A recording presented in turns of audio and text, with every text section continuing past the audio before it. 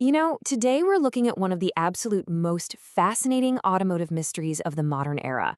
Welcome to The Explainer. We are talking about Rivian. Barely a month after rolling their fully certified R1T electric pickup right down the assembly line in Normal, Illinois, this spunky little startup managed to do the unthinkable.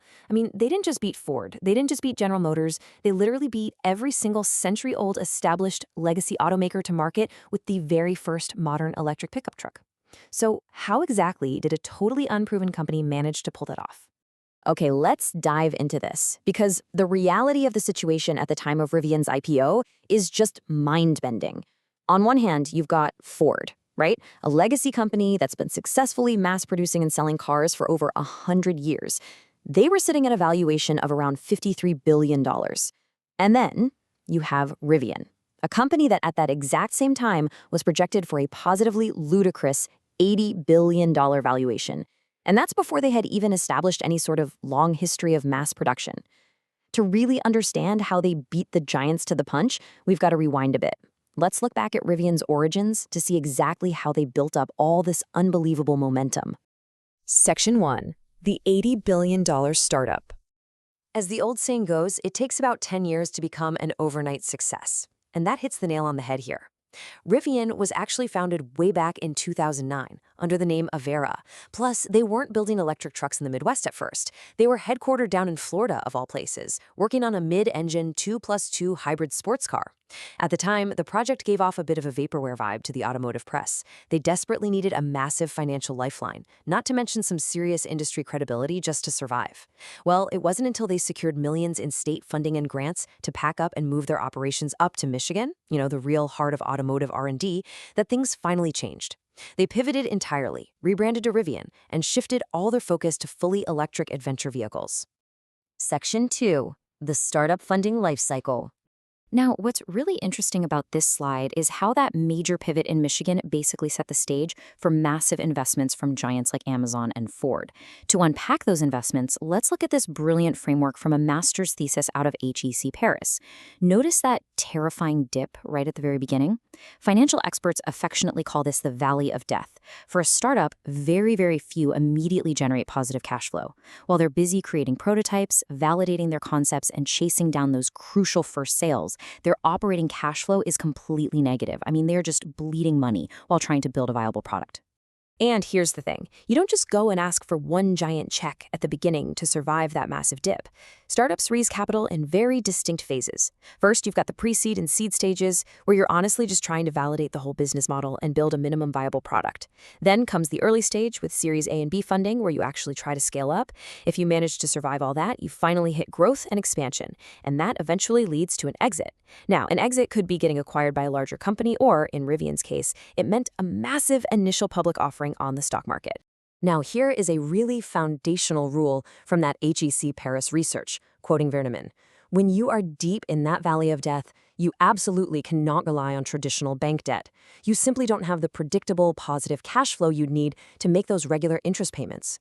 Because of that constant cash burn, startups absolutely require equity funding. They are trading ownership in their company for cash from venture capitalists, angel investors, or even big corporate backers like Ford and Amazon.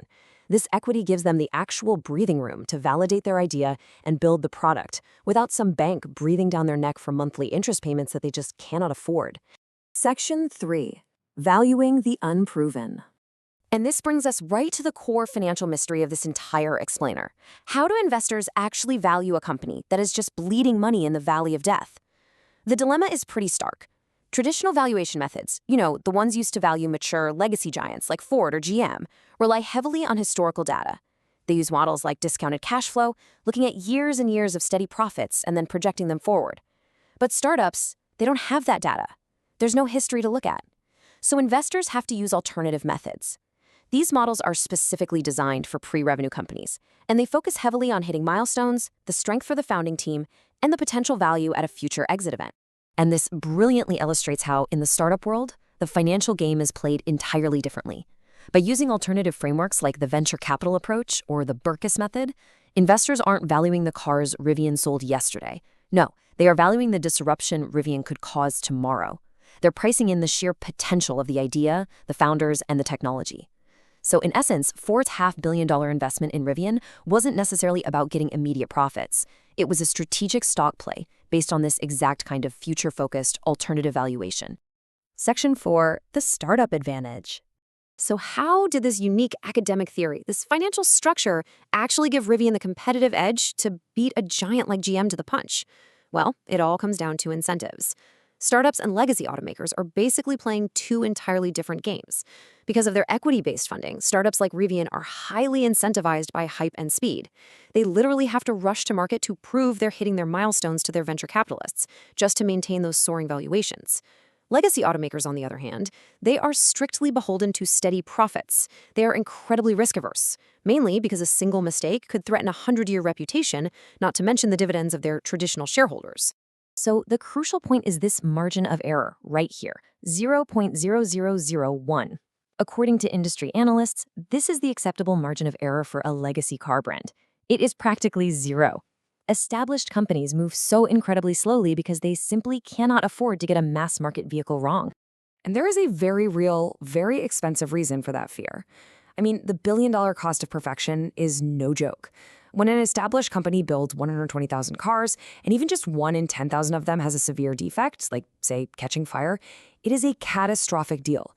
Just look at the Chevrolet Bolt. A small handful of battery fires led to massive billion-dollar buybacks, extensive recalls, and an absolute PR nightmare. For consumers, it completely erodes trust. And for Ford or GM, a flawed electric truck launch isn't just a tiny bump in the road. It's a massive black eye for the company, for the unions, and for their entire legacy. They are heavily incentivized to take things slow. But startups, they enjoy what we might call the startup exemption. Tesla is actually the perfect case study here. As an EV startup, Tesla essentially proved that you can survive incredible quality control issues. We're talking bumpers falling off in the rain, glass roofs literally flying away on the highway, and somehow, despite all that, the stock just keeps on climbing. It's crazy. Investors in startups forgive these minor production errors as long as the company maintains the hype, pushes the technological boundaries, and actually beats the legacy guys to the finish line. Rivian had the runway to rush the R1T to market specifically because they were playing by these completely different startup rules. Now, I do have to throw in a quick, kind of humorous asterisk here for the automotive history buffs out there. While Rivian technically beat Ford and GM to market with a modern electric pickup, they weren't exactly the first in history. That quirky honor actually belongs to the 1997 Chevrolet S10 EV. Yeah, it was a front-wheel drive electric truck packing a blistering 114 horsepower and a range of about 60 miles. So, technically, a quirky Chevy beat everyone to the punch decades ago. Though, as the original article Riley notes, there's no official word on exactly how many of those lead-acid battery trucks ended up catching fire. Section 5. The ultimate valuation test. Asterisks aside, the reality of the modern EV landscape brings us to the climax of this explainer. Rivian's ability to cross the finish line first wasn't just some great engineering victory. It was a massive financial victory.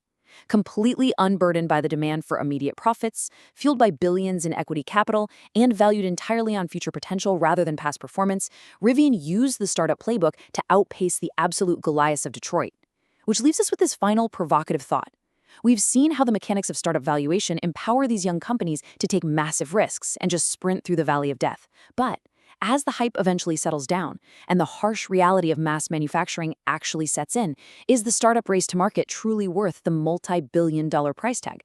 It's a fascinating question, one that bridges the deep skepticism of the automotive press with the soaring, sky-high fairies of startup finance. Thank you so much for joining me for this explainer, and I'll leave you to ponder that one.